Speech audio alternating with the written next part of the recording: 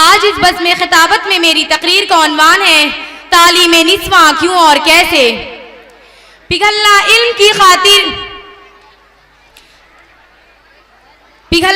کی خاطر مثال شمع زیبا ہے، پگھلنا علم کی خاطر مثال شمع زیبا ہے، بغیر اس کے نہیں پہچان سکتے ہم خدا کیا ہے۔ محترم حضرات، عورت کو مستقبل کا معمار کہا گیا ہے۔ نسلوں کی بگاڑ کی ذمہ داری عورت کے شانوں پر ہے۔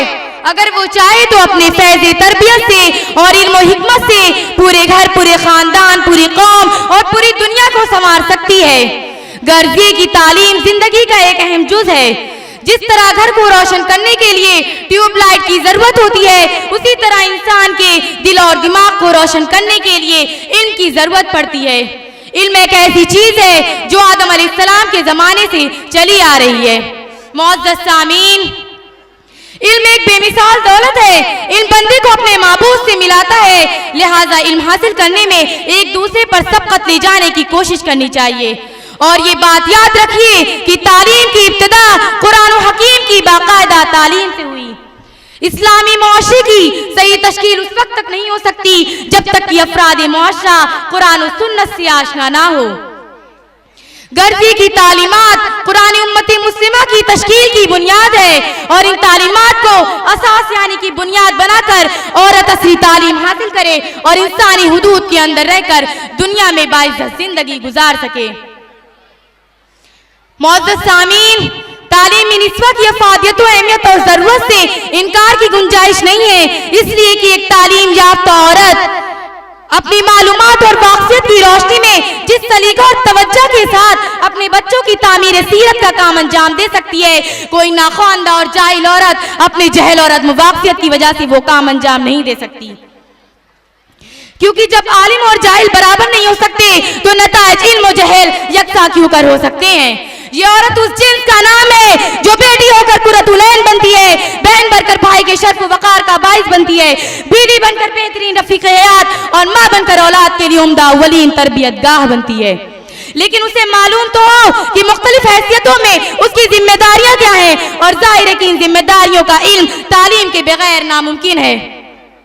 معزز سامعین، عورتوں کے لیے تعلیم اتنی ہی ضروری ہے جتنا کہ مردوں کے لیے، بلکہ اگر یہ کہا جائے تو شاید بے جانا ہوگا کہ عورتوں کے لیے تعلیم مردوں سے بھی زیادہ ضروری ہے۔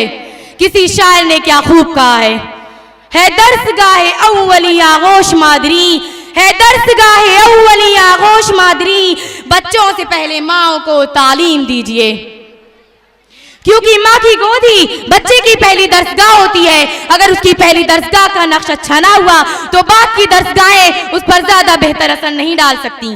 یہی بچے مستقبل کا معمار بنیں گے، ان کے کاندھوں پر قوم کی ذمہ داریاں ہوں گی۔ اس لیے ایک ماں کے لیے ضروری ہے کہ وہ تعلیم یافتہ ہو، کیونکہ بچہ ماں کی گود سے اپنے اندر اچھے برے اخلاق کو جذب کرتا ہے، اور یہیں سے اس کے دل و دماغ پر ایسے نقوش ثبت ہو جاتے ہیں جو آخری دم تک محو نہیں ہوتے۔ اس لیے اب ماں کا کام ہے کہ وہ کیسے نقوش کو پسند کرتی ہے، کیونکہ بچہ ماں کو جیسا دیکھے گا ویسا ہی بننے کی کوشش کرے گا۔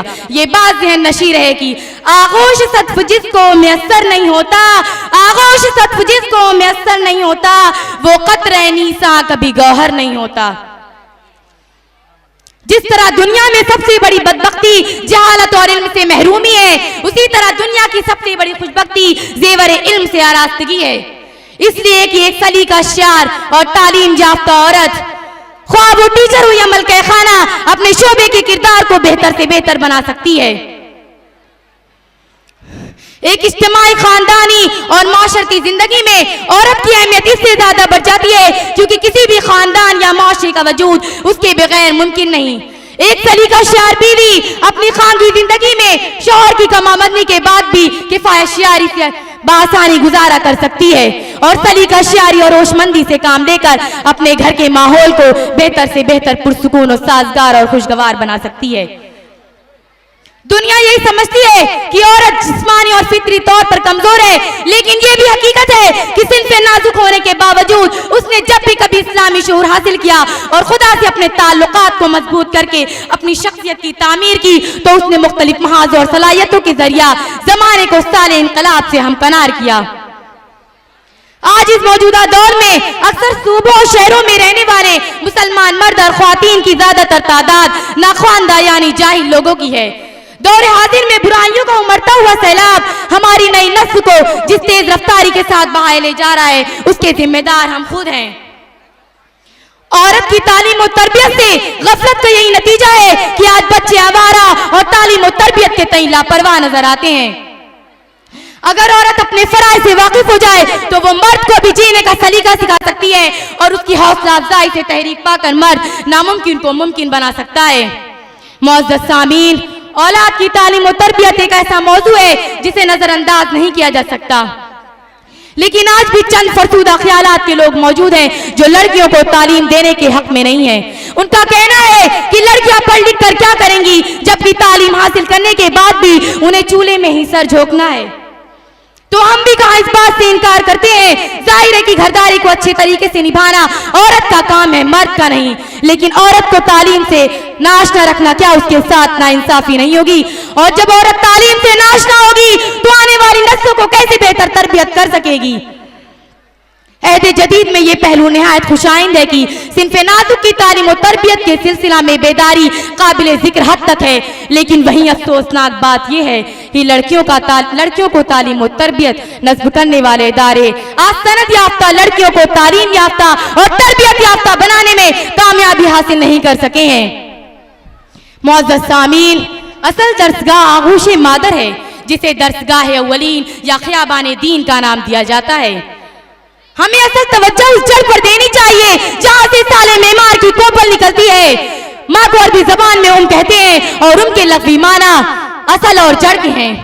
किसी शजर तैयब की असल जड़ जिस कदर उम्दा और मजबूत होगी, उसी कदर उसका तना मजबूत बरगुबार वाला सरसब्ज़ व शादाब होगा।